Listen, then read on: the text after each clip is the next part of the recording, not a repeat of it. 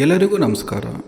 ಕೆಲವೊಂದು ಗಾದೆ ಮಾತುಗಳನ್ನು ನಮ್ಮ ಪೂರ್ವಿಕರು ಅವರ ಜೀವನದ ಅನುಭವದ ಮೇಲೆ ರಚನೆ ಮಾಡಿರ್ತಾರೆ. ಅಂತಹ ಗಾದೆ ಮಾತುಗಳು ನಮಗೆ ದಾರಿದೀಪ ಆಗಿರುತ್ತೆ. ಅದರಲ್ಲಿ ಒಂದು ಮಾಡಿದವ್ರ ಪಾಪ ಆಡ್ದವ್ರ ಬಾಯಲ್ಲಿ ಅಂತ. ಈ ಮಾತನ್ನು ಪ್ರತಿಯೊಬ್ಬರು ಕೇಳಿರ್ತೀವಿ.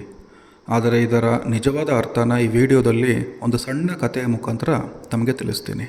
ನಮಸ್ಕಾರ, ನಾನು ಸುನಿಲ್, ಮೈಸೂರಿಂದ. ಒಂದು ಬಾರಿ ಒಂದು ರಣಹದ್ದು ಒಂದು ಹಾವನ್ನು ಕೊಂದು ಹೊತ್ಕೊಂಡು ಹೋಗ್ತಾ ಇರುತ್ತೆ. ಹೋಗುವಂಥ ಸಂದರ್ಭದಲ್ಲಿ ದಾರಿ ಮಧ್ಯೆ ಒಬ್ಬ ರಾಜ ತನ್ನ ಪ್ರಜೆಗಳಿಗೆ ಸಾಮೂಹಿಕವಾಗಿ ಅನ್ನದಾನ ಮಾಡಿಸ್ತಾ ಇರ್ತಾನೆ. ಆ ಪ್ರದೇಶದ ಮೇಲೆ ಹಾರಬೇಕಾಗಿದ್ದರೆ ಸತ್ತರಿರ್ತಕ್ಕಂತಹ ಹಾವಿನ ಬಾಯಿಂದ ವಿಷ ಕೆಳಗೆ ಬಿದ್ದು ಅನ್ನದಲ್ಲಿ ಮಿಶ್ರಣ ಆಗುತ್ತೆ. ಅದು ಗೊತ್ತಿಲ್ಲದೇ ರಾಜ ತನ್ನ ಪ್ರಜೆಗಳಿಗೆ ಬಡಿಸ್ತಾನೆ. ತದನಂತರ ಪ್ರಜೆಗಳು ಸಾಮೂಹಿಕವಾಗಿ ಹತ್ಯೆ ಆಗ್ತಾರೆ. ಇದನ್ನು ನೋಡಿರತಕ್ಕಂತಹ ರಾಜ ಮನನೊಂದು ಆತ್ಮಹತ್ಯೆ ಮಾಡ್ಕೋತಾನೆ. ಇದನ್ನೆಲ್ಲ ಗಮನಿಸ್ತಾ ಇರತಕ್ಕಂಥ ಚಿತ್ರಗುಪ್ತ ಯಮರಾಜನ ಬಳಿ ಹೋಗಿ ಕೇಳ್ತಾನೆ, ಅಲ್ಲಿ ನಡೆದಿರತಕ್ಕಂತಹ ಎಲ್ಲ ಪಾಪಗಳನ್ನು ಯಾರ ಲೆಕ್ಕದಲ್ಲಿ ಜಮೆ ಮಾಡಲಿ? ಹಾವಿನ ಲೆಕ್ಕದಲ್ಲಿ ಜಮೆ ಮಾಡಲಾ, ಹದ್ದುವಿನ ಲೆಕ್ಕದಲ್ಲಿ ಜಮೆ ಮಾಡಲಾ, ಅಥವಾ ರಾಜನ ಲೆಕ್ಕದಲ್ಲಿ ಜಮೆ ಮಾಡಲಾ ಅಂತ ಕೇಳ್ತಾನೆ. ಆವಾಗ ಇದಕ್ಕೆ ಉತ್ತರ ಯಮರಾಜನಿಗೆ ಗೊತ್ತಾಗಲ್ಲ. ತದನಂತರ ಇಬ್ಬರು ಮಹಾವಿಷ್ಣು ಬಳಿ ಹೋಗಿ ಅಲ್ಲಿ ನಡೆದಿರ್ತಕ್ಕಂತಹ ಎಲ್ಲ ಸಂಗತಿಗಳನ್ನು ವಿವರವಾಗಿ ಹೇಳ್ತಾರೆ. ಅದನ್ನು ಕೇಳಿದ ಮಹಾವಿಷ್ಣು, ನನಗೆ ಕೆಲವು ಕಾಲಾವಕಾಶ ಕೊಡಿ, ಅಲ್ಲಿ ಆಗಿರತಕ್ಕಂಥ ಎಲ್ಲ ಪಾಪಗಳನ್ನು ಯಾರ ಲೆಕ್ಕದಲ್ಲಿ ಬರೀಬೇಕು ಅಂತ ನಾನು ಹೇಳ್ತೀನಿ ಅಂತ ಸಮಯ ತಗೋತಾರೆ.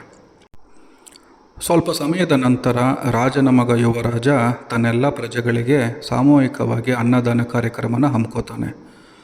ಆ ಸಂದರ್ಭದಲ್ಲಿ ಅಕ್ಕಪಕ್ಕದಲ್ಲಿರತಕ್ಕಂತಹ ಪ್ರಜೆಗಳು ಈ ಅನ್ನದಾನಕ್ಕೆ ಊರಿಗೆ ಎಲ್ಲರೂ ಬರ್ತಾ ಇರ್ತಾರೆ. ಬರೋವಂಥ ಸಂದರ್ಭದಲ್ಲಿ ಊರಿನ ಮುಖ್ಯ ದ್ವಾರದ ಬಳಿ ಒಬ್ಬಳು ಅಜ್ಜಿ ಕೂತ್ಕೊಂಡು ಎಲ್ಲರನ್ನೂ ವಾಪಸ್ ಕಳಿಸ್ತಾ ಇರ್ತಾಳೆ. ಇಲ್ಲಿಗೆ ಯಾರೂ ಬರಬೇಡಿ, ಇವರು ವಿಷ ಮಿಶ್ರಣವಾದ ಆಹಾರ ಹಾಕಿ ನಿಮ್ಮನ್ನೆಲ್ಲ ಕೊಲ್ತಾರೆ, ರಾಜನು ಸಹ ಇದೇ ರೀತಿ ಮಾಡಿದ್ದ, ನೀವು ಯಾರೂ ಬರಬೇಡಿ ಅಂತ ಪ್ರತಿಯೊಬ್ಬರನ್ನೂ ವಾಪಸ್ ಕಳಿಸ್ತಾ ಇರ್ತಾಳೆ. ಇದನ್ನು ನೋಡಿರ್ತಕ್ಕಂಥ ಮಹಾವಿಷ್ಣು ಯಮರಾಜನಿಗೆ ಮತ್ತು ಚಿತ್ರಗುಪ್ತನಿಗೆ ಹೇಳ್ತಾರೆ, ಅಲ್ಲಿ ನಡೆದಿರ್ತಕ್ಕಂಥ ಎಲ್ಲ ಪಾಪನ ಈ ಅಜ್ಜಿಯ ಲೆಕ್ಕದಲ್ಲಿ ಬರೀರಿ ಅಂತ. ನೋಡಿ, ಇದರಿಂದ ನಾವು ಏನು ತಿಳ್ಕೊಬೇಕು ಅಂತಂದರೆ, ಇಲ್ಲಿ ನಿಜವಾದ ತಪ್ಪು ಯಾರ್ದಾಗಿದೆ, ಅಲ್ಲಿ ನಿಜ ಸಂಗತಿ ಏನು ಅಂತ ವಿಶ್ಲೇಷಣೆ ಮಾಡದೆ ಈ ಅಜ್ಜಿ ಎಲ್ಲರನ್ನೂ ವಾಪಸ್ ಕಳಿಸ್ತಾ ಇದ್ದರು.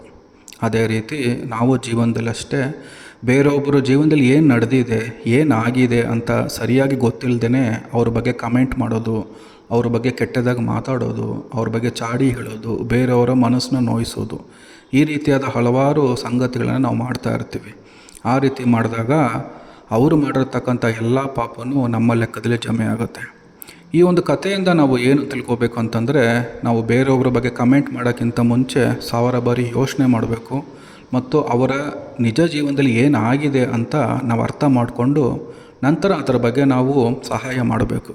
ಸಹಾಯ ಮಾಡೋಕ್ಕಾಗದೇ ಇದ್ದರೆ ಸುಮ್ಮನೆ ಇರಬೇಕು ಹೊರತು ಇನ್ನೊಬ್ಬರ ಬಗ್ಗೆ ಕೆಟ್ಟದಾಗಿ ಮಾತಾಡಿ ಅವರ ಮನಸ್ಸು ನೋಯಿಸಿರ್ತಕ್ಕಂತಹ ಪಾಪಗಳನ್ನು ಯಾವುದೇ ಕಾರಣಕ್ಕೂ ಮಾಡಬಾರ್ದು ಅನ್ನೋದೇ ಈ ಗಾದೆ ಮಾತಿನ ನಿಜವಾದ ಅರ್ಥ.